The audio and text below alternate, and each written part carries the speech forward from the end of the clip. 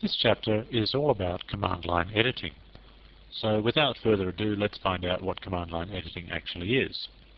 Well, there are usually two components to command line editing. The first is a command line history.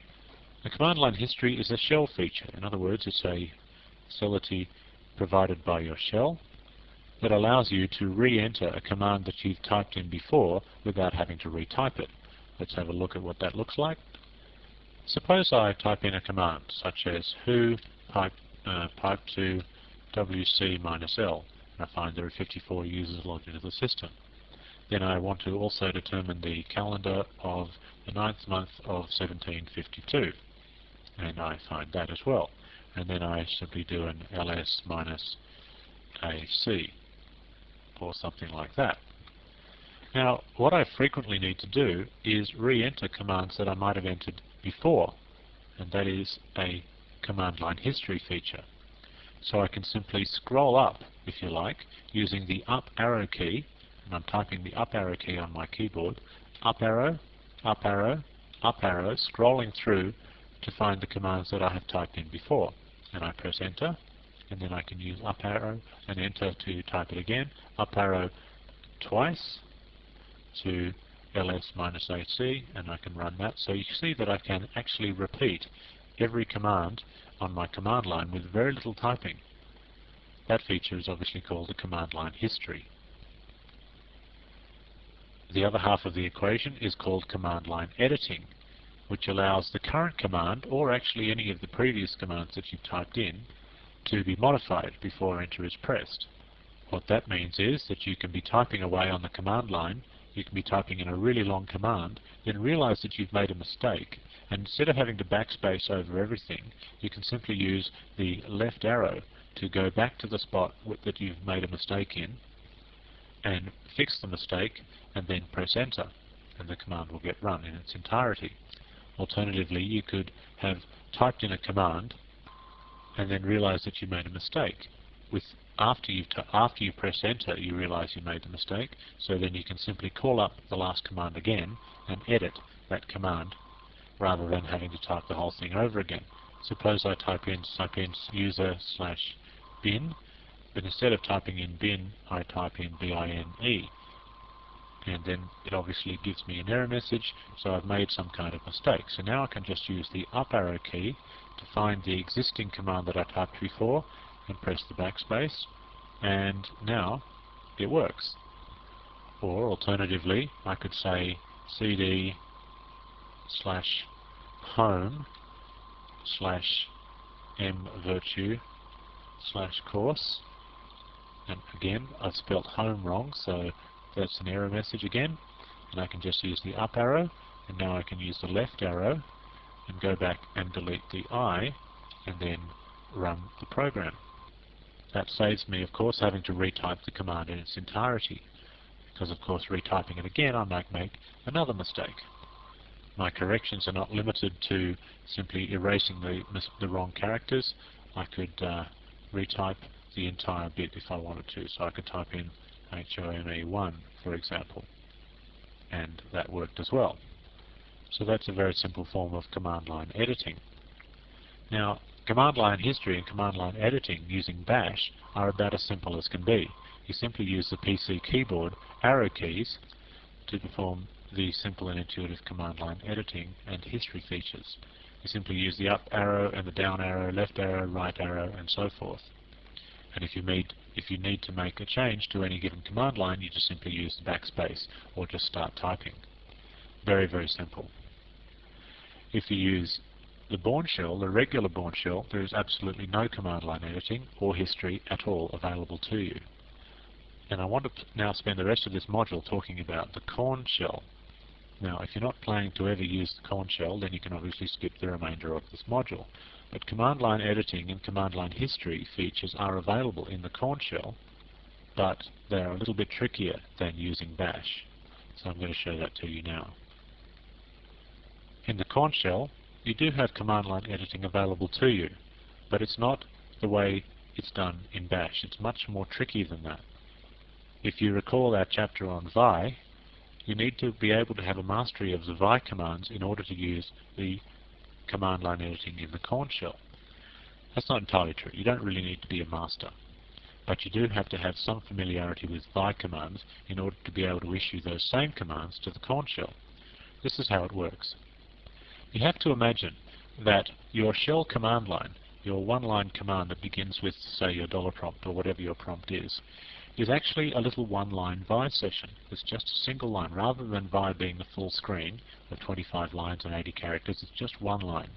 You may also recall that when you start Vi in command mode. Remember the two different modes of Vi, command mode and insert mode? Well, imagine, if you want to imagine that your shell command line is a one-line Vi session, then you have to further imagine that it is actually in insert mode when you begin. Now, if you can imagine all of that, then you actually shouldn't have too much trouble using the Korn shell's command line history or command line editing. All you have to do is know how to edit a line in Vi. Naturally, also, you have to be able to go up and down in Vi. Can you remember how to do that? So, how would we do it? Let's say we've made a mistake on a line and we want to re-enter that mistake. Well, the first thing we need to do is move up to the previous line. Now, we could use the up arrow key for that, but interestingly enough, the Korn shell's little version of Vi does not support the up arrow. So you have to use one of the other Vi commands available. So, can you remember what it is to go up a line? Well, there's two of them. There's the minus sign, just minus, or K. K will take you up.